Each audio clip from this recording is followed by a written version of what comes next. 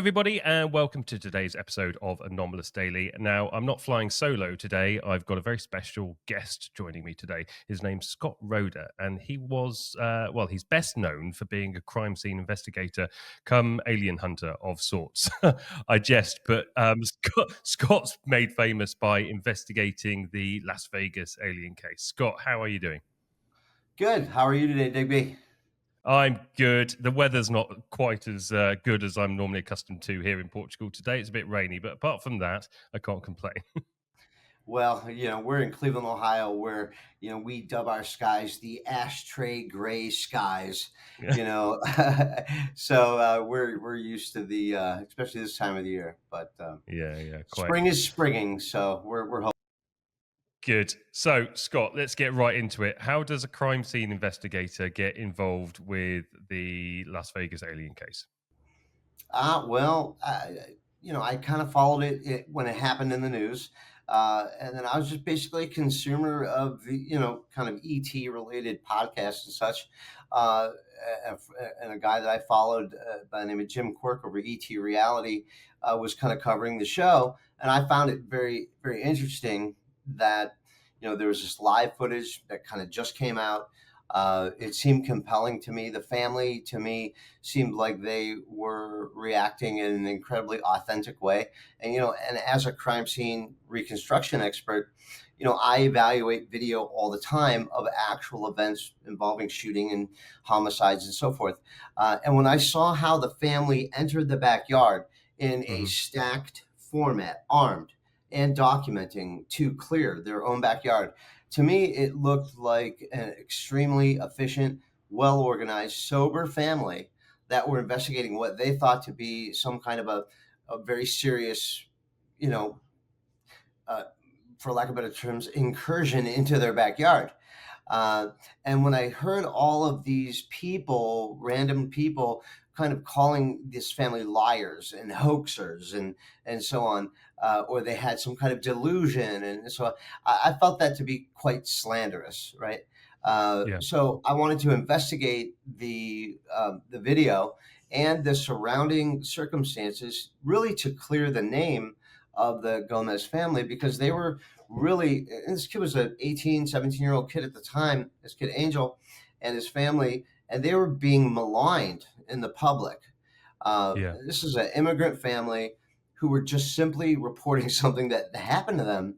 And so I wanted to just, look at it and evaluate it from as a fair, uninterested investigator to, either clear their name. Something really did happen, which I believed to be because I kind of followed the events as they happened. And then we got a hold of the original video that was posted just a month after the event. We downloaded it. I evaluated it to make sure that there wasn't any kind of, AI or special effects or editing into the video. And it came back 100% clean. And we can do that by using the same forensic analysis techniques that we use on pieces of evidence going into court. We can look at a video, especially if we have the source, right? And Mm. ultimately, I verified it because I spoke with Angel and his family on a couple of occasions to make sure that this was the original video. And it was clear and unedited. And what I found when I evaluated that video was inexplicable, changed my entire worldview like that, because I found what I believe to be non-human beings in the yard that all converge and uh, uh, co evaluate.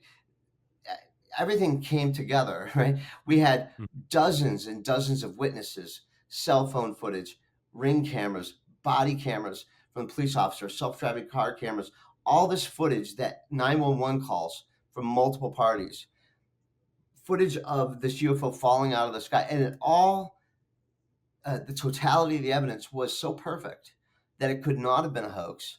It had to be an organic, real event, and we caught it, kind of lightning in a bottle. And ultimately, I worked on that case for over a year. Issued a 17-page report, did a circuit, flew to Japan, did a primetime TV show about it. Everybody believes, anybody who's looked at the footage as I've presented it in my report chronologically, they all agree 100% that this is a legitimate event. And so, yeah, I put this case on the record as a real event that happened that I think is one of the most important events, non curated, not brought to you by any agency, uh, Yeah. brought to you Quite. by the public, and I think it's real, 100% real. Yeah, no, I'm inclined to agree, and we can bring up the footage in a second, and you can talk everybody through it briefly. But it was so sad to see the way that that family were harassed as well, because I mean, didn't they have to leave? They left their home for like 3 months and went away to get away from it all, to escape from all the attention that they were getting. Nobody was really taking it serious. As always, I think the main channel at the time that was doing any kind of reporting on it was NewsNation, who seem to pick up an awful lot of the stuff to do with this topic, whether whatever their intentions with that may be. But maybe we can touch on that a bit later. But talk us through the Las Vegas case, just to give everybody a bit of a refresher and show what you were working on. Yeah, sure. So Go ahead if you have a question. no, I was just going to say. So I'll play the video, and you can, if you want me to pause at any point, just let me know. But can you tell us what is it we're seeing Yeah. at the moment? Okay, pause it right there for just a second. This is a still frame right there. If you can see on it would be on the right-hand side of the screen, there's the fence there. And above the Yeah. fence, there's a dark face that comes in from right to left. And Hmm. this is a 1 second piece of footage that we've slowed down to probably about 10%, I think, to create a slow motion, zoomed in version. We've got high contrast here. So if you replay this clip, just again, we can see as the family comes into the backyard, and this is perfect right here, right there, bam. So right before it goes to the zoom in, and this is just go back just Hmm. slightly from here above the fence. If you just use your forward key, you can go frame by frame by frame. Hmm. And you're going to see above the fence a head pop in from right to left for just 3/10 of a second, right there. Boom. So if you go backwards, it's gone and it comes back. So this is the unedited original cell phone footage. And that's the thing about this case that I think is so compelling. This original cell phone footage is out there. Anybody out there in the entire world that can download this footage can evaluate what is happening in the frame. So we didn't do anything special. We just caught it because we were paying attention and we had good Hmm. tips of where to look. So, this is proof of uh, what these family was describing. So just to set the stage, April 30th, 2023, just after midnight, Angel and his brother are working on a truck, their dad's pickup truck in the backyard behind this fence, where they've got heavy equipment. It's quite a big kind of industrial yard, fenced in all the way around, with a big open area. They see a blue-green object fall out of the sky. We've Yep. got that blue-green object on body camera footage, on 5 different Ring cameras, so on and so forth. It's coming directly down and it lands in their yard, immediately goes invisible. He hears thousands of footsteps, he says, in every direction.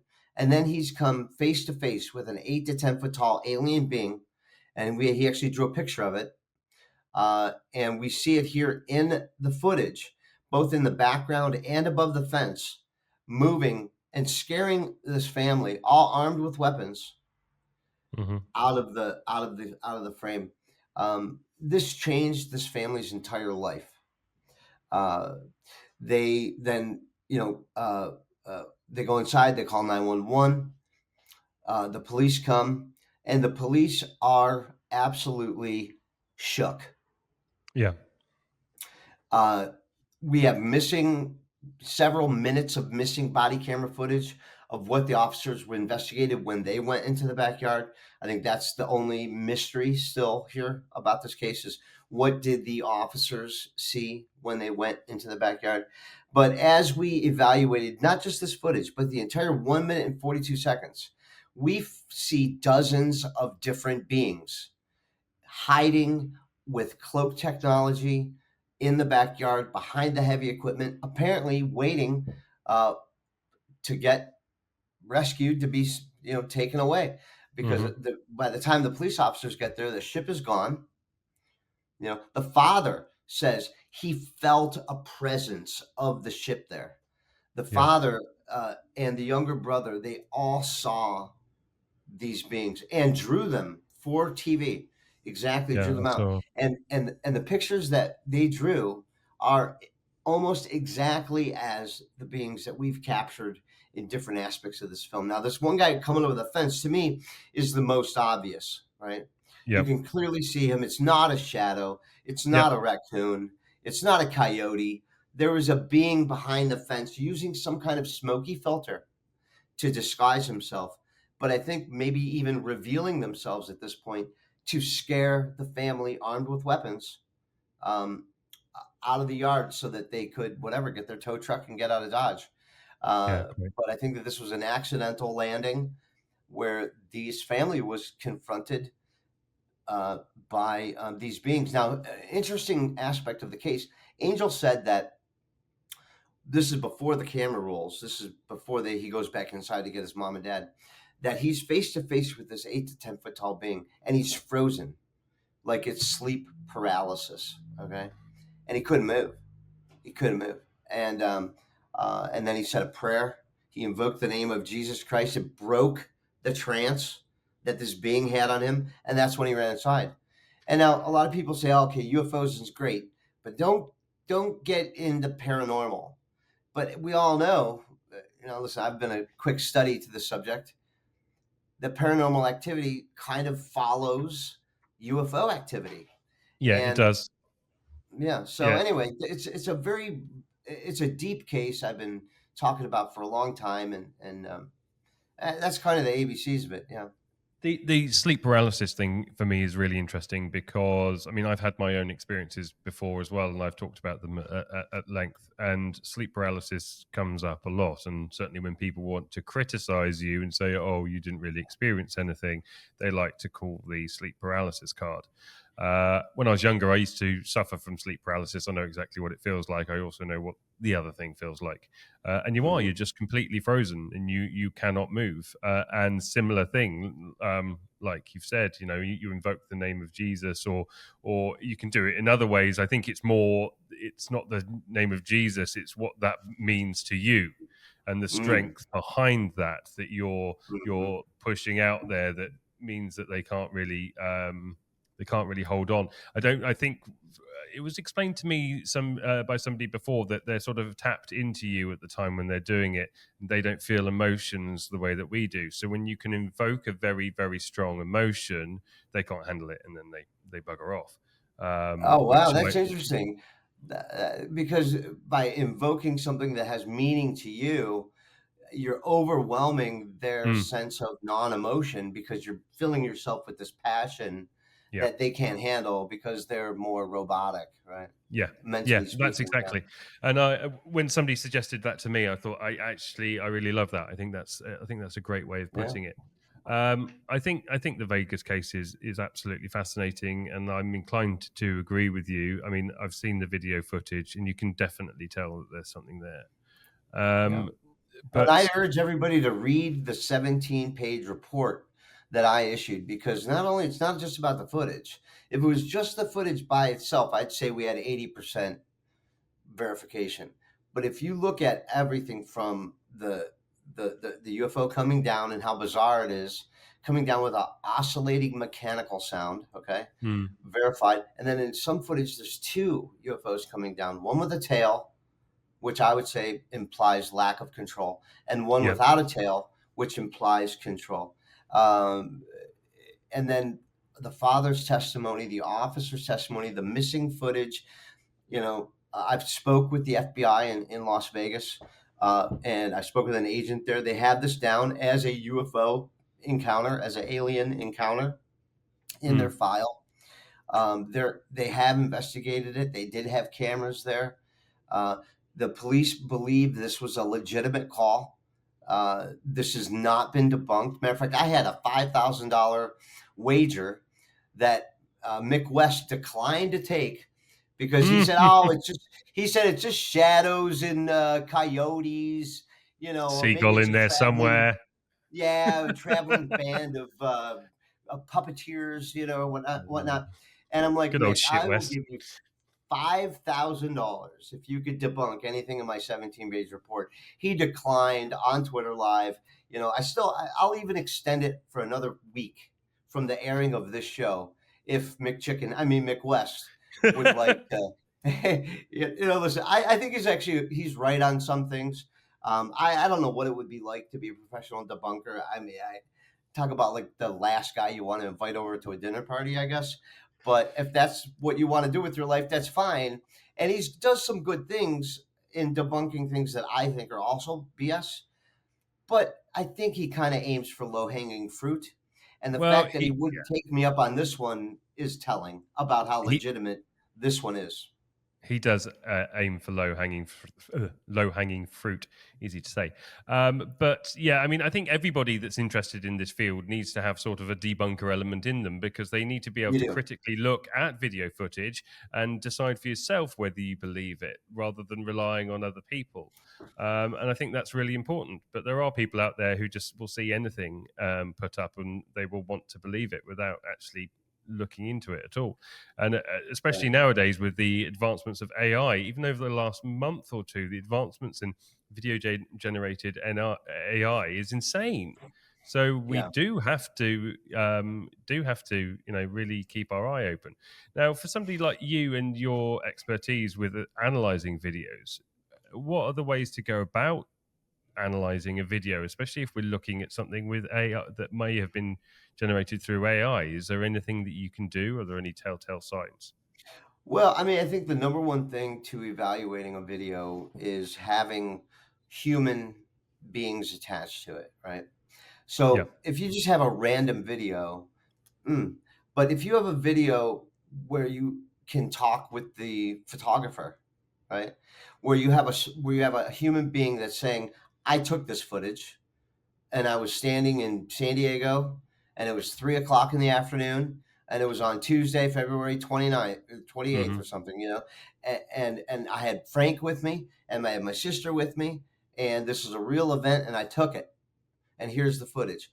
Then, okay, now you're cooking with butter, okay, because now we have a human being who has real world events backing up the video. I think when you start with that, then you can evaluate it. But when you had, and that's what we had in the Las Vegas case, because I spoke with the family. I know that this is their footage, right? I know their Yeah. story behind the footage, so I know that I'm working with something real. So if you don't have the photographer, it's difficult to put it through a chain of custody of evidence, right? To enter it into as legitimate to be verified one way or the other. And I try to bring everything with the sense of how would I enter it in as evidence in court, right? Yeah. Um, Yeah, no, that's exactly I what I was start going to say. there. Yeah. No, because I mean that's important to note here as well, is that your day job gives you the ability to look at this in a way that other people don't. Also gives you a level of credibility that an amateur wouldn't have. Let's face it. You're used to explaining evidence in the courtroom. And you've done some high profile cases as well. You're well known for doing what you do. So to actually come out for something like this case, which is something that you've never done before, it No. potentially had the ability to put your credibility at risk. Yeah, I think so. Certainly, there was a risk in evaluating that footage, but I look at everything on a case by case basis, right? And just because I think that this case in Las Vegas is 100% real, which I do, and I issued a report, put it on the record, filed it with institutions, made it publicly available for peer review, been undefeated and debunked at this particular point. So I feel very validated for the work that I did. But there was a challenge when evaluating: do I really want to do this? Do I want to attach my name to this thing? And then ultimately, at the end of the day, uh, I started my company to be the intersection between law, science, and art, right? Which is what we do. We use the art of animation and video Hmm. evaluation and reconstruction in a scientific, reproducible way to affect law, the outcome of a particular matter. And I felt like it was a big enough of an event in my mind. It changed my worldview, right? This Las Vegas case. I did not believe that non-humans were flying around in spaceships in any real way other than maybe in a sci-fi way before I evaluated the Las Vegas case. I'm not a believer Yep. who was confirming his thing. So it was like a new thing to me. I'm like, oh crap, this is actually real. I am lucky enough to kind of evaluated it live as it happened, without I didn't have to wait 10 years. Nobody's dead. Yep. They're all still alive. It just happened. It's on video. It's a real world event happening within my memory, like I know that it's real. So I wanted to get it on the record right away because I felt like, these things are fleeting. And if you don't get them on the record right away, time is the best enemy, worst enemy Hmm. toward truth, right? The further you get Yeah. away from an event, the easier it is to make it not so real. So to me, it was important to put it on the record and then, go from there. Yeah, no, I think as I say, it's a great case. I'm glad you picked it up, and I think you did some Thank you. sterling work there. So let's move on from the Vegas case. Now, let's move to sort of more current topics. We've got the egg UFO footage that came out with Ross Hart and Jake Barber on NewsNation. Now, I love Jake's story. I found it really fascinating. I'll be honest, I was a bit frustrated that they included the footage of the egg in the first place because they were trying to sell Jake's story, right? And then they include some evidence that wasn't relating to Jake. So it seemed a bit odd. Because it wasn't from him and it wasn't from one of his collections, so that sort of raised a question in my mind. Now, last week or the week before, you went on Through a Glass Darkly and presented the egg footage again with a different Hmm. twist to it. Can you explain Hmm. to us how that came about and who you met, if you can say, and the story Sure. behind you getting these images? Yeah. Well, the as I kind of became notable for my work on the Vegas case, certain people started to reach out to me, saying they wanted to work with me, or they had these cases they want me to review, and so on and so forth. And I reviewed some of these cases, and along the way, I met a gentleman by the name of Stephen Leah, who has a company called Hidden World, and they use, frankly, technology I'm not entirely well. I know I could not enter it as evidence in court. It's not that kind of technology. So, right off the gate, it's foreign technology to me. Then it was explained to me as a quantum, um, photo video evaluation software, which still is extremely vague, but it uses some spectacular evaluation of space time, is how it's explained to me, to evaluate a video to see the what the eye can't see. It's not reproducible. So right off the gate, it's kind of woo technology. And then this gentleman came with an entire backstory of relationships with the DOD and relationships with the CIA and relationships with Leslie Kean and all of these people evaluating this kind of thing for UFO related materials. So to me, this is kind of a UFO centric, UFO specific piece of technology that I cannot verify is real, understand really 100% how it works, but I do have a basic understanding of what they are telling me it means. Right. So in the show you did the other week as well, you were saying that they sent somebody in to peer review it, but he wasn't a PhD. It sounds really funny to me, and I see stuff like this, and everybody sees stuff like this, and they want to believe. And at the Yeah. beginning, that feeling comes over, and you want to believe it, so you find a reason to believe it. But going back to what we were saying earlier, sometimes we all need to channel our inner Mick West. Yeah. Um, Yeah, and I think this is absolutely. one of Yeah. I And think I this is did one of on those this case. occasions. Yeah. Yeah, Yeah. because I mean, I've spoken to you before doing the show. We had a long chat the other day, Mhm. and even between speaking to you last week and speaking to you last night, I feel that your opinion on this footage has changed. Would that be fair to say? Yeah, absolutely. It's definitely changed. When I first was given this footage, my gut reaction was, "Wow, if that's true, that's incredible."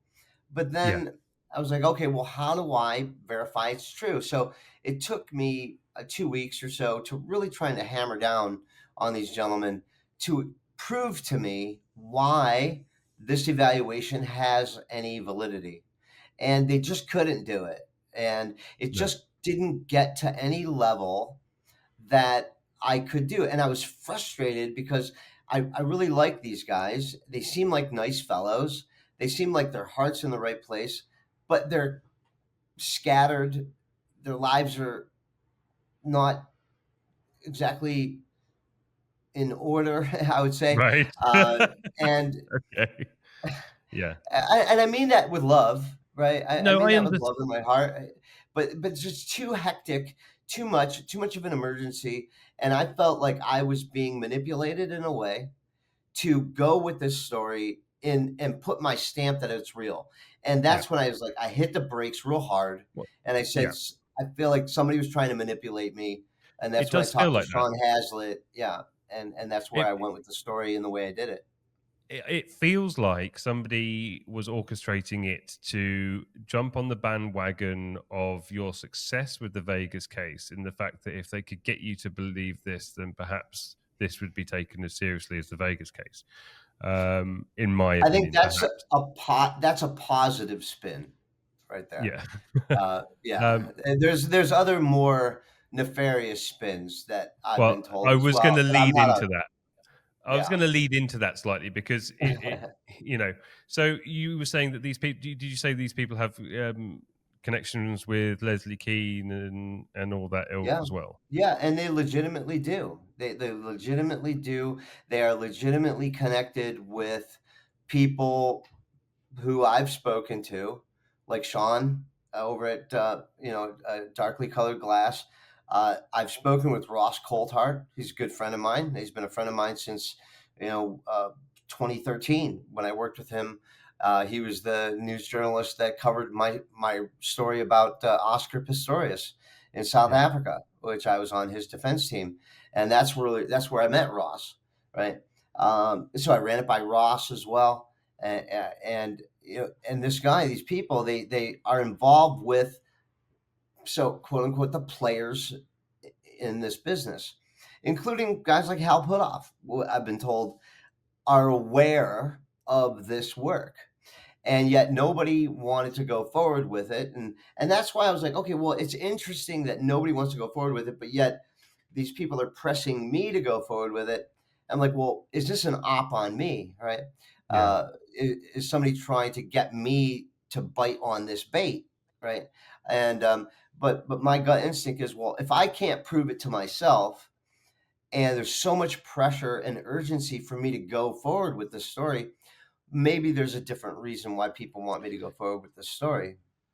I think that perhaps they were trying to sort of dangle it out there to see if anybody would bite on it, and I think Yeah. it just, for me, it reeks of a psyop, and unfortunately, more and more things are reeking of being a psyop at the moment.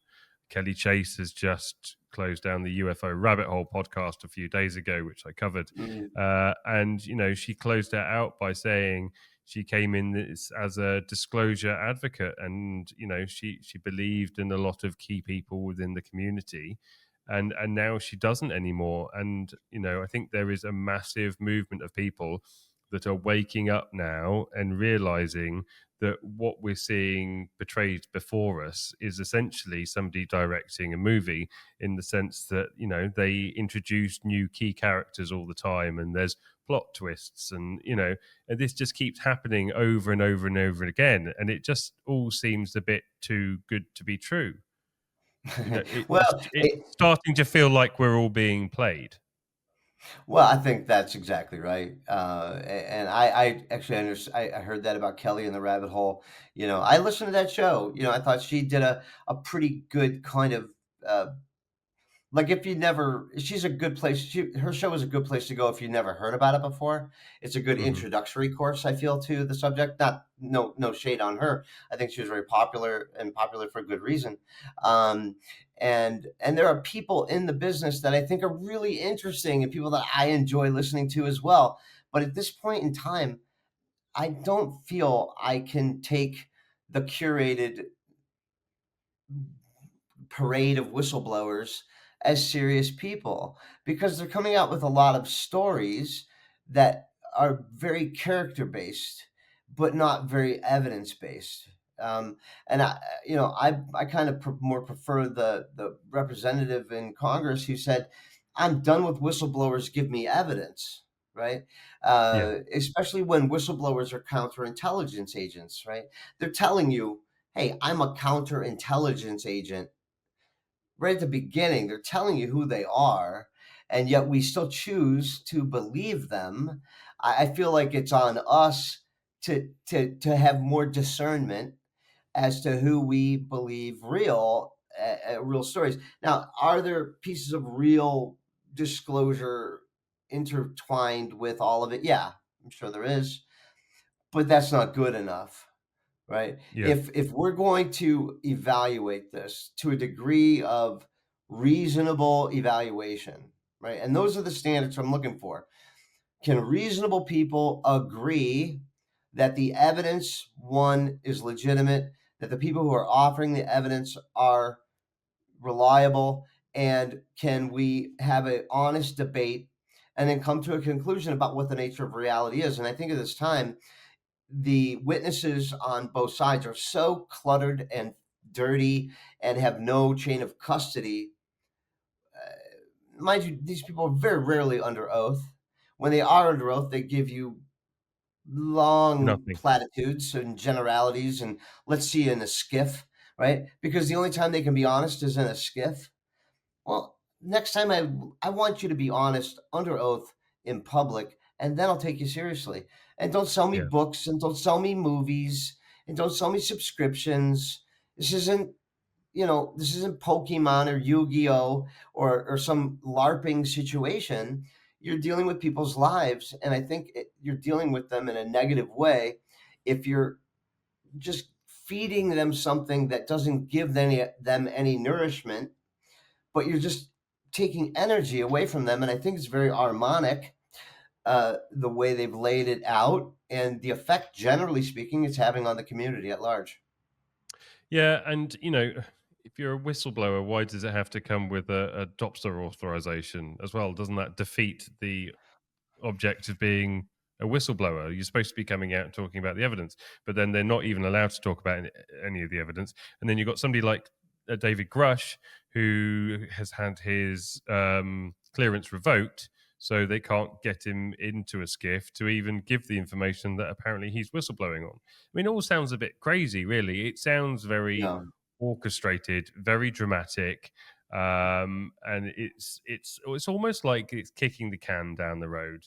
And I think they and I'm not going to be specific with names, but I do believe that they are creating a form of disclosure that is a fiction with bits of truth woven throughout it. Hmm. Um, Hmm. and that scares the hell out of me because what's their intentions and then what is the actual truth? And Well, I think their intentions are unclear, right? We know what they say their intentions are, but it's becoming less and less likely, in my view, that their intentions are as they disclose them to be. Uh, and that's why, I look at these things in a different filter.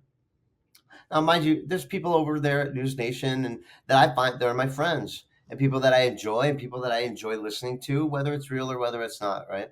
But I think they're putting this out there as being more than entertainment they're putting this out there as news, as actual breaking news, when I feel like I've seen it somewhere before. And where I feel like I've seen this before is on a show that I binge watched during the pandemic in the spring of 2020. I remember the pandemic hit Cleveland, Ohio in January of 2020. I had just moved back from Los Angeles to Cleveland at that time, like maybe 8 months earlier. And Hmm. um, uh, and then dead of the winter, January 10th or something like that. Soon thereafter, we're all on lockdown for the entire winter of 2020. And that's when I binge watched a show on the Gaia channel called Cosmic Disclosure with Emery Smith, which Yep. turns out has been going on the air for 14 seasons now, or however many, 8 years they've been doing it or something. Um, and they had all these guys, Secret Space Program, and Emery Smith, and David Wilcock, and George Norrie, and the super soldier Randy something or other, and the other guys, a super soldier, and 20 and Back, and Psionic, and all that. And I'm like, I feel like News Nation is just kind of giving us a more of a ready for prime time version of what Cosmic Disclosure did over on the Gaia channel. And if you talk to anybody back in 2020, wasn't that long ago, talk to anybody back in 2020 about what's going on in the Gaia channel, I think everybody was like, it's just pure BS. It's just entertainment. It's just fantasy. But now they're saying, nah, it's all real. I don't know. To me, it just strikes me as pure Hollywood kind of sci-fi. Yeah, I think you're right. And I've come to that conclusion over the last couple of months. I've been talking to Tom, my co-host, about it, and a few other people, and I do believe that perhaps some of the key front-facing people don't even know that they're aware of it, but they're being handled, and this is being orchestrated to roll out a certain way. And if this is the way that they are trying to paint it, and this is the way that they know that people want the truth, and the truth is going to have Yeah, to come out, but yeah, they are trying to create what the truth is, a new truth, not the truth. And yeah, it's worrying to see where this is going to go, how they're going to roll it out, what proof they're going to give us. Nobody, let's face it, nobody is going to end up, or the world isn't going to end up accepting the existence of non-human intelligence unless they see some actual physical proof about it. right, So until we see physical proof, they can create whatever narrative they want behind the scenes. But it does bring into question what the actual truth is, and whether we're not finding out the real truth, maybe perhaps because it's a lot darker than we think anybody would be willing to accept. I've had conversations with key people behind the background yeah. about what's really going on. And what I heard was scary as hell. In fact, Tucker Carlson came out on Redacted and said Yeah. that he wouldn't even talk about it on air because he didn't want his wife and kids finding out. Well, And when yeah. you I mean, find out what that information was, you understand why he didn't mention it. yeah. Well, I mean, you want to mention it? You want to, because because my understanding of what really freaked out Tucker Carlson, and it's kind of the stuff that people have been approaching me with, is that they're all demons, and they're all here to inhabit your body, get your vessel, so that their dark souls can inhabit you and take you over. It's invade the people who are behind the scenes, who really are trying to affect, like, what they think is the super secret thing, is that it's all evil, right? And Hmm. maybe it is. And if you have, if you have a Christian background, or whatever your belief system might be, a Jewish back, whatever it might be, Islamic, it doesn't matter. If you have an attachment to, you know, your Abrahamic, religion, which more than half the world has that, right? Hmm. Uh, you start looking at these things as they were described in the Bible. And whether they're fallen angels or spirits, or maybe they're just dead people, But I think that the chances of these people coming from a distant galaxy beyond the stars is increasingly less and less likely. I think that the idea that we are in some kind of a closed system here on planet Earth, and that these things, whatever they are here already, coming from Mm, different realms in our system, yeah, uh, having some kind of a recycling aspect to them. Uh, it gets very dark. It gets very harmonic. It gets very, you start looking at the key players that are looking at these things like Jacques Vallée, his meeting with Anton, of the Satanic Church, and you look at L. Ron Hubbard and Scientology, yeah, and Aleister Crowley and Lamb, and the creation of NASA with Nazis and so forth. And you start to create this kind of narrative around the entire subject, not just disclosure, not just whistleblowers, but the entire nature of our reality itself. yeah. Uh, and I think if you're a rational person, you go there. And that's an uncomfortable place to go for a lot of people. I was told as well by somebody that I won't give the name because I promised I wouldn't. But I was told that there was a big element of what was not being discussed in public was the abduction element of children from around the world, and that they're taken all the time. I mean, if you believe some people, they'll say 22,000 children around the world go missing every single day and have done since the end of the Yeah. Second World War, Yeah. which is absolutely horrific and doesn't get spoken about enough. I mean, there was a famous case back in the UK. I'm sure you know of it, Madeleine McCann. But Madeleine McCann Oh, was sure. one girl. One girl that happened 30 miles away from where I am currently sitting right now. Well, and you know But who they suspected to be according to, certain groups of people, I find, let's just put Madeline McCain in a bottle for a second, and let's go to Lou Elizondo. Now, Lou Elizondo thanked in his book uh, John Podesta as being a contributor to him coming forward with disclosure. And you look at who John Podesta is, right? And John Podesta and his brother are two of the most powerful brothers in Washington, D.C., or at least they were two of the most powerful people. And they were at the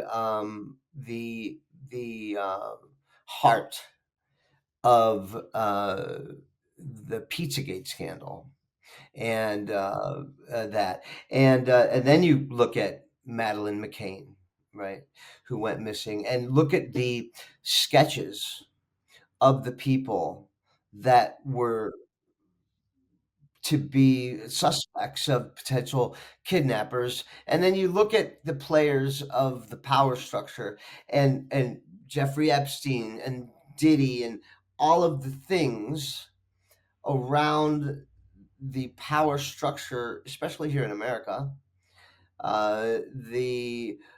You see too many attachments that makes rational people go either like into the rabbit hole where you can't get out, or you just say enough. This is too when deep. you It's too dark. I don't want any part of it. It's hard. when you go down that rabbit hole and you start thinking, well, hang on a second, I've heard this and I've heard this. Are they connected? Is Epstein connected to, abductions, child abductions? And then you look at abductions and you talk about alien abductions, and then you talk about secrecy in government and they're hiding UFOs, but they also hid Epstein. And hang on a second, when you start pulling some of those threads and realize that, you know, they all start fitting together, you get a few dark nights of the soul when you start going down that rabbit hole and realizing that there is a horrible undertone to the world, and actually elements of the phenomena and elements of Epstein and Diddy and Pizzagate, they all connect. Then you do realize that there is what we would call an evil or demonic force. Um, and funnily enough, ever since I've got back into investigating the phenomena and I've had my own experiences, I would say I've become more religious than I was before, because it does. It does cause you to question when you see so many horrible things that you look for the light and you find yourself trying to attach yourself to something that's good, because otherwise it can consume you. And I do realize now, in fact I've realized for a while, but I guess I've never really spoken about it on the show properly before, for fear of being ostracized and demonetized and end before I even began. But I think it is important that we start having these conversations and realizing that not everything that is being portrayed to us is factual, and that there is an element of it that is being orchestrated to create a fake narrative. This isn't, what I will say though, this is not me calling out specific people within the community and saying they're a disinformation agent or whatever. I'm not going to do that because I don't have the evidence. But what I will say is there are people in the community that are at the forefront, that are people facing, that are out there telling their stories, that perhaps have been manipulated in a way to play a part in this unwittingly. All it takes is for, let's use David Grush for example, and I like David Grush, but all it would take was for, he wasn't a first-hand experiencer. It was all secondhand. All it would take was somebody to feed him false information. Then he comes forward, really truthful. I mean, I don't look at David Grush and go, "Oh, he's a liar. He's making this all up. It's bullshit." I don't think that for 1 second. But it wouldn't take much to manipulate him in the way that somebody just gave him the wrong information or the fake information. And I really do now I am starting to think that we are all being played here, and that we need to find a way of getting back on track with actually finding out what's going on, and not relying on these people that are coming I shouldn't say this, that are coming on podcasts and Yeah, doing the right. rounds. Do you know what I mean? But Right. it's just like, Yeah, yeah, yeah, and then you have got certain podcasters as well. And I find this really bizarre. Again, I'm not going to mention any names, but there have been a few podcasters over the last year or two that have literally popped up out of nowhere. Nobody's ever yeah, heard of them before. They're getting all the big UFO guys on their show. They've got loads of money. Their podcast is being produced like it's a documentary. There's yeah, serious money going into these. And it's just like, yeah, well, who are these people? Where have they come from? And where is their yeah. funding? And how do they get unlimited access to the people that nobody else can get? And if you if you ask that question, and you think about it realistically, you go, well, hang on a second. Then these people have been put in place to help sell this Mhm. story. Yeah, yeah. I agree with you 100%. You look at what a real whistleblower to me looks like, or a real kind of player in the field. Now, I've been a podcaster. I started my podcast, Crime Scene Time Machine, in 2020, right during the pandemic, right? And to me, it was just a way to kind of interact with the people, since we were all sequestered and so forth, and 6 feet and all that ridiculous bullshit. Yes, I quite. can't believe I fell for it. I can't. Oh, you and me Thank both. goodness. Yeah, I only had the one shot, and I had to take the one shot because I had a crime scene I needed to visit in San Jose, California, and I needed to jump on an airplane. And at that time, United Airlines would not let you jump on an airplane without a vaccination card. So I literally Yeah. got the one shot for that. But I mean, my partner Crystal, she's had 4 shots. My one son had 4 shots. My other son had zero. Um, he was a smart one, but that we fell for that, right? And I don't want the UFO disclosure thing to be another COVID, right? Because Yes. what are they setting us up for, other than possibly some kind of using that information of disclosure through these whistleblowers to set up a false flag to trigger. And the key is not the false flag. The key is, what is the result that they want from the false flag? And I believe they're setting it up for a use of emergency powers, some kind of sky emergency that will trigger COG emergency powers for some purpose that I'm not clear of. But it's a long game that they're playing. That's for sure. And I think they're just trying to set the record now for whatever they're planning 5, 10 years from now with some emergency sky emergency. And then you look at the players in the so quote unquote alternative media, podcasting. I mean, Joe Rogan was an internet phenomenon by himself, built up this kind of great. Now he's Macintosh. He's so big, Yeah, you yeah, can't even. It's amazing, and God bless him. He's really entertaining, and he deserves to be that big. But can you even trust who's being pushed through his platform to be platform now? Maybe you can, maybe you can't. But then you look at like all these other ones that pop up, Sean Ryan and these other guys that have budgets to fly people in studio every week yeah. I in these know. professional places. Where do they get the budget to fly people into LA or New York or Texas every week? You're telling me you Yeah, got a $10,000 per show budget? yeah. Listen. I just filmed episode 1 of Ancient Aliens for the Las Vegas case in Las Vegas. They could barely even send me $2,000, to fly to LA to do the show. Yeah. And that's Ancient Aliens. And these guys are getting $10,000, $20,000 a month budgets for podcasts. Who is funding that? Christopher Mellon? Yeah,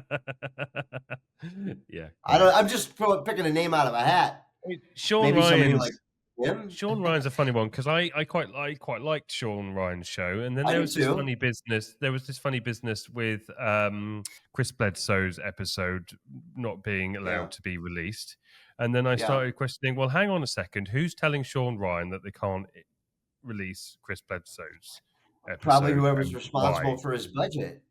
Yeah, exactly. And then there was so much sort of public backlash that they went, okay, we'll release it. And then he released it with the title, The Episode We Never Censored. I was like, whatever. Okay, that's a bit petty. But and then you had him with this guy on who got this message on Instagram about the Cybertruck bomber and all this sort of hmm stuff. And I was like, hang on a second. And that just stank to me. I was like, hang on, this doesn't seem to work. And then Yeah, you've then he got travels Stephen. around the world, and then he's doing other videos showing, look at this brand new palace I'm building from scratch. I mean, this guy's rolling in millions of dollars, building new homes, huge budgets. I mean, God bless him for his success. I'm never going to besmirch or criticize somebody for having financial success. No, If you do the hard work, I think you should get it. That's great, and I'm happy for you. And I'm not jealous of anybody. However, you can't say you're a salt of the earth guy when somebody's clearly funding what you're doing. And and I think he's in the middle of too many things, and it's not by accident.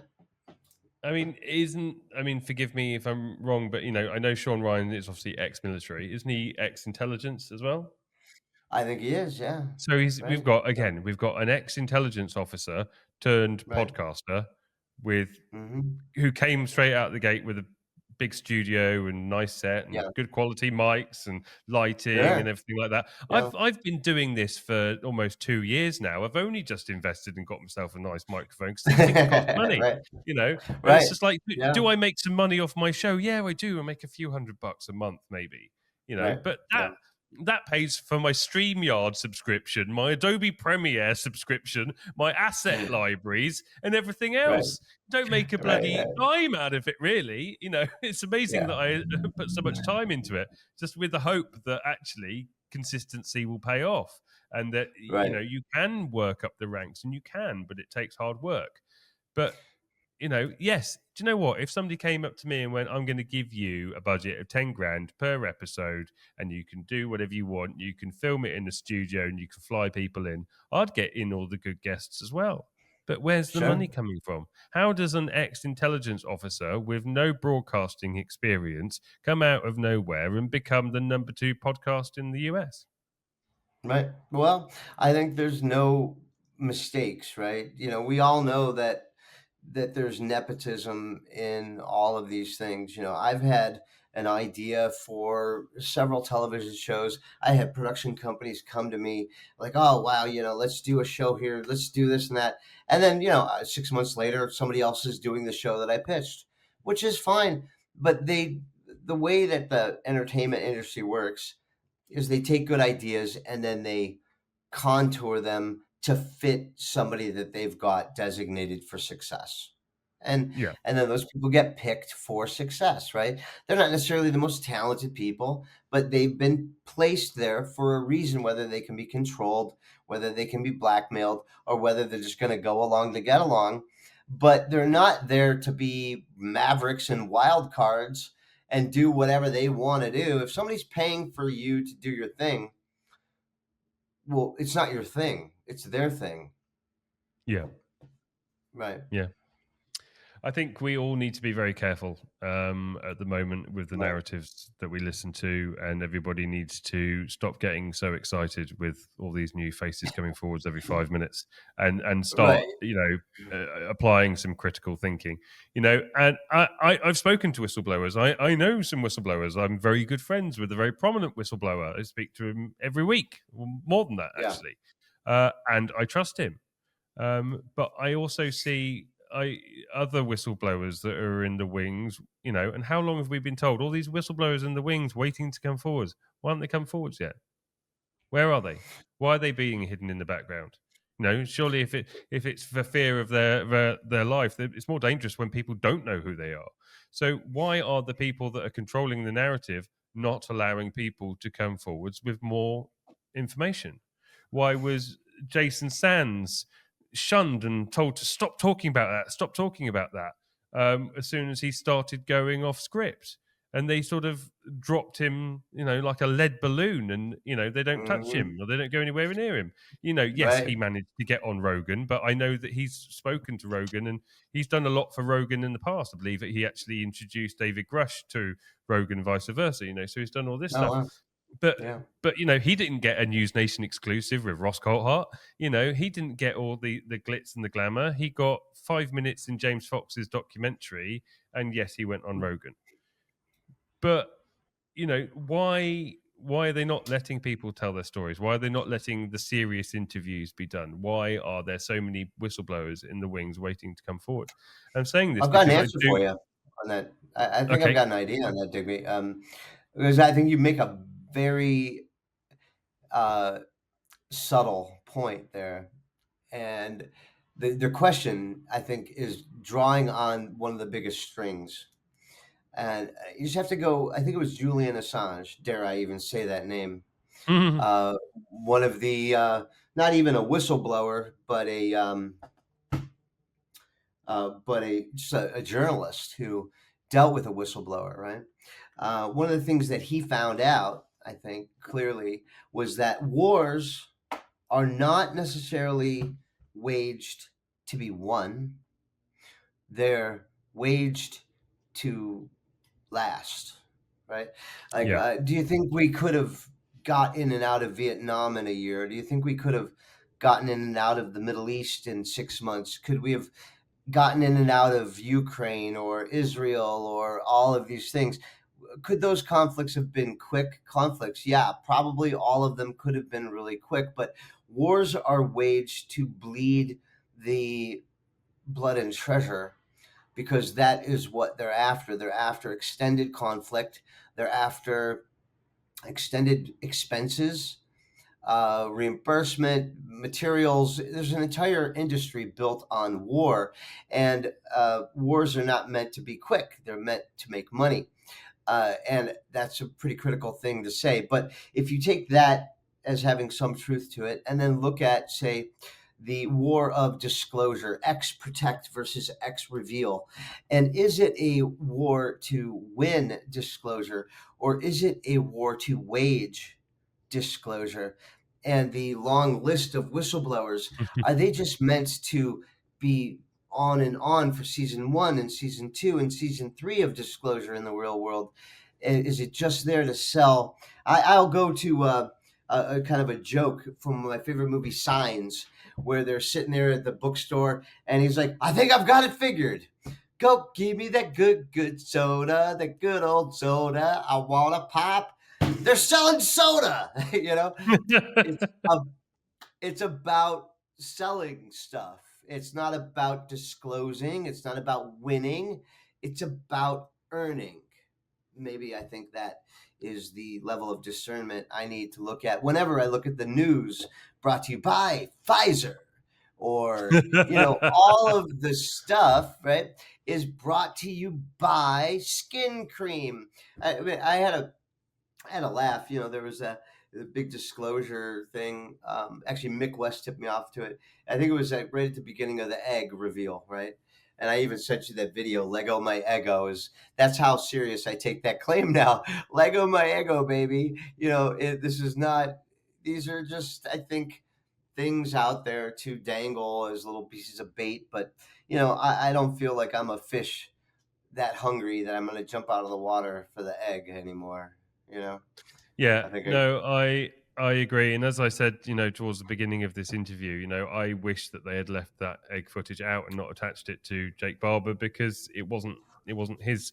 I mean, you investigate crimes and you're in the courtroom. You can't bring a piece of evidence into a courtroom that doesn't relate to the case that you're talking about. What's the point in no, that? And so 100% right, hundred and percent. Yeah. that for me was like, well, hang on a second. This is literally being orchestrated. This isn't me Mm. criticizing Ross Coulthart. I love the work that Ross Coulthart is doing, but Yeah, this me goes back too. to the same thing that I said about David Grush. I like David Grush. I trust David Grush. Grush is a Yeah, second-hand witness, so Grush only has to be manipulated by giving him incorrect information in the first place. Ross Coulthart's the same thing. You know, they clearly allow certain people, certain characters to have all the attention and the fame from it, and then because they know that they can give them the information that they need, and perhaps somebody like Ross Coulthart is being used in the same way. Ross gets all the exclusives. Ross isn't an alien guy. Ross is an Australian news reporter that got a little bit interested in it because of one thing, and then all of a sudden, Ross is Ross is an independent journalist for NewsNation. Now he's got a podcast with NewsNation. He's getting all the best interviews. He's got all the access. And as I say, this isn't me criticizing Ross. I like Ross and all the work he does. But again, he's receiving second, third hand information, which is very easy to manipulate. So it does give people in the background still the opportunity to give the illusion of disclosure, but maybe we're not looking at disclosure. Maybe we're actually looking at a controlled narrative, and that's all we're going to see is somebody's fantasy or somebody's agenda being played out for a reason that is yet to be unknown. And if you think that that isn't the case, or that couldn't possibly be the case, just remember how long you stayed locked in your house because you thought it was too dangerous to go and say hello to your grandma. right. Or we had at one point we had these air dusters, that blow the dust off of your keyboards and so forth. And then when the people would bring the grocery bags and put them in the foyer, we'd go out there with blow off the COVID off of the grocery bag. Right? They were recommending that you blow the COVID off, let it go, get the COVID out of here, right? Uh, They had the world under a spell, and not to get too cryptic and whatnot, but all you have to do is go back to the 2012 London Olympics opening ceremony to see how COVID was laid down in a ritual for the world like a black magic spell. And just go, everybody out there, go Google London 2012 Olympics opening ceremony. They had giant oh, Pink Floyd style yeah. robotronic nurses with syringes, and everybody looked like a spike protein virus, and little Mhm. children in the bed, and it was just a black magic ritual. You Well, go you look go at the most recent Olympics as well in Paris. I mean, Jesus Christ, what was oh, that? Well, a lot of people said that was the Last Supper, but it was actually, darker because it was like a Greek god tragedy of transgender, this and that and whatnot. And listen, I love all people. I have not a discriminatory bone in my body. I love the trans people. I love the gay people. I love all of the people, no matter what religion, race, or color. I love all people of Earth. However, when people are trying to use kind of subversive ideas on a family level, Yeah, whether they're trying to imply something or not, there's a time and a place for everything. And I don't think the Olympics is a place to use black magic rituals, just like I think they should stay away from the Super Bowl. And this was the first Super Bowl performance I think they actually got right in a lot of years, with Kendrick Lamar and his kind of pro family presentation, where he kind of points out to the world with a little bit of foreshadowing. They not like us. They not like us. Talking directly to the Drakes of the world and the Epsteins and the Diddies of the yeah, world yeah, about their proclivity for producing music in A minor yeah, versus what everybody else is kind of looking at, which is let's look at more of a family approach. So you know uh, I think that there's a when they say whole of government approach to investigations, I think what we as citizens need to do is a whole of everything view of how does this fit into the world view that I'm living? mhm, Does it affect my day to day? And does it affect my day to day in a positive way or in a negative way? And I think to people out there, if you are so riled up about the UFO issue in a negative way, get out of it. Get out of it now. It's not good for you. If you can involve yourself in the UFO world in an intellectual curiosity way where you're feeding yourself positive things and it's not an energy vampire, then by all means stay in and continue to contribute and consume. But if you find it negative, I say get out. And frankly, for yeah. me, Digby, it's been a negative experience, ever since I kind of dropped working on the Vegas case. That was a real case, and that case made me feel good and my contribution to the community.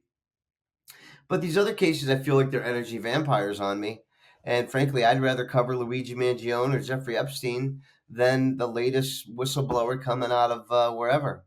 Because I think at least that we can agree that there's something real behind those things that need to get to the bottom of.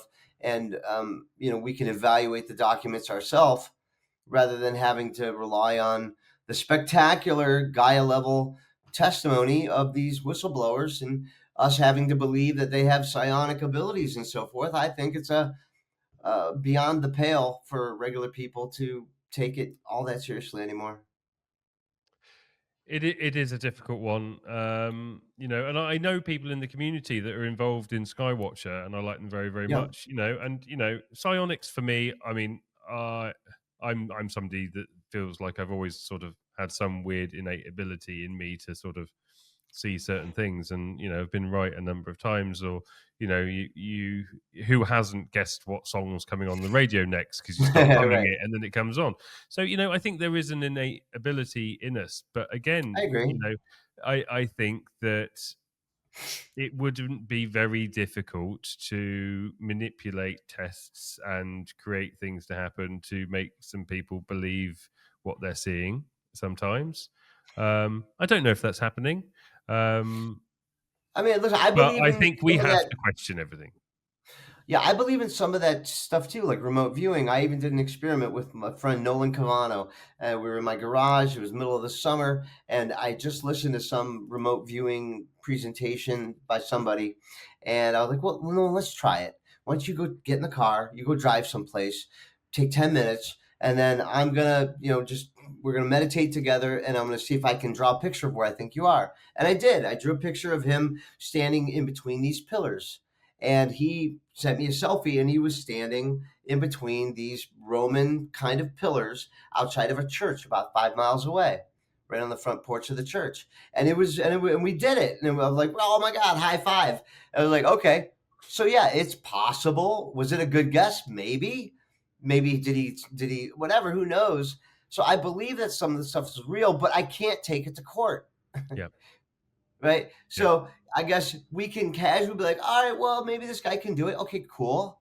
But I think of that depends on, you know, would you like Digby say you had a vision of something, and let's say for you it's really real, and you think something real is going to happen, there's going to be a bomb. Would you be so confident? You're like, all right, vacate the house, a bomb is coming, to your neighbor because you had a vision of it, or are you going to be like, I don't Yeah. know if I should really go forward with that. Maybe this is a little too crazy. Like even you have to trust yourself. Like, what is it? What value are you going to put on that ability? And these people are saying they can call a UFO down. Really? Can you? Well, why Mm. haven't you done it on live TV yet? Let's go. You know, uh, It's a if you very can good do, point. or is it going to be behind a paywall? Do we have to pull a Stephen Greer and pay $1,000 to meditate with you, and Go on you're a gonna, cruise. go on a cruise? We're Oh, gonna have to. Stephen Gonorrhea. Oh, that's funny because I've heard from behind the scenes that it's a bit of a cult situation over there.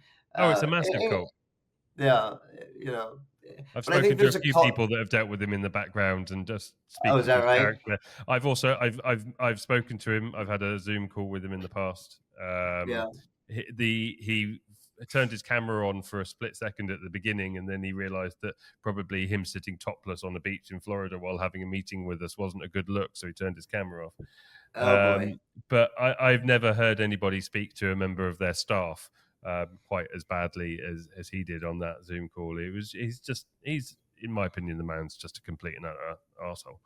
Yeah. But I don't know him personally, but obviously, I think that the early days of what he did was really good back in the year 2001 when he had that big disclosure because yeah, he had very legitimate whistleblowers with him at that time, but unfortunately, I feel like somebody took over that crew and turned it into the Gaia channel, and now people are trying to turn the Gaia channel into the news channel, and I'm just wondering where it all went awry, where actual disclosure of serious things by serious people got converted and monetized into pop culture, almost like the K-pop of science now. And I think it's kind of bizarre. And I think I'd rather sometimes just watch K-pop. yes, quite. Oh wow! I think we've gone over quite a lot there. Well, I'm Yeah, having I a think. good time talking to you, Digby. I tell you what, I don't know how long we've been recording, but I've been Oh, having a about an great hour and a time. quarter. An hour and a Yeah, quarter. I'm going to have to wrap it up relatively soon because I've got absolutely. some Yeah, people sure. coming to visit. Oh But yeah. I think I'm going to close out by saying to anybody watching this that I'm not turning around and saying certain people in the community are hacks or anything like that, No. or anything like that. But I will say that everybody needs to really think critically about where they get their information from, who they believe, what are the motives behind some people coming forwards, what are the motives behind some people who show themselves and say they've left everything behind to give us everything with seemingly no benefit to them. And question why any of this is being allowed to happen in the first place. Because this has been kept secret for 80 plus years or even longer. Why is it all of a sudden coming out now? And why is it coming to you, as you said, almost sponsored by Pfizer or coming through specific news channels? And, it does just seem very orchestrated. At the same time, there are serious whistleblowers out there. There are people that have been involved in programs that are trying to come forwards that the US government won't even pay for their flight to go to Congress to give them the information, Right. which again is just like it's like they're stopping people who actually have the real information from coming forwards. And these people, these genuine whistleblowers are in the wings waiting to come out with their information. They may not be the people that are going to come out like the Jake Barbers with all these fantastical stories and answers, but maybe they collectively all have a piece of a puzzle that we can piece together. These people need to be protected. They need help to come forwards. And you know Paige Fox as well as I do, and she does wonderful things in the background, Yeah. trying to do wonderful things in the background for protections for people, for whistleblowers to come forwards. But I would say just be wary of any information that comes to you with a big shiny red bow on it. Absolutely, 100%. Use discernment in what you're going to run with. And I think that's a lesson that I learned. And fortunately, I feel like I caught it in time, and that I didn't go out there with this fake story. But I think fake story or not, it's interesting that it came to me from the same people that are bringing you the official disclosure movement. And I'll stick with things that come to me organically, rather than come to me with a string attached. Yeah. Indeed. Scott, thank you so much for coming on the show. You're welcome on any time. So just let me know if there's anything you want to talk about. You're always Ab- welcome back on. But Absolutely, Digby. I had a great time. I'd love to come back on. I'm sure I'll have some more opinions or maybe some other cases to bring to you, of an anomalous nature. And if I do, I'll give you a call. cheers, buddy. Take care. Thank you, everybody, for watching. And as I said, just, use that brain when you see that evidence. Take care, everybody. I'll see you next time. Take care. Bye-bye.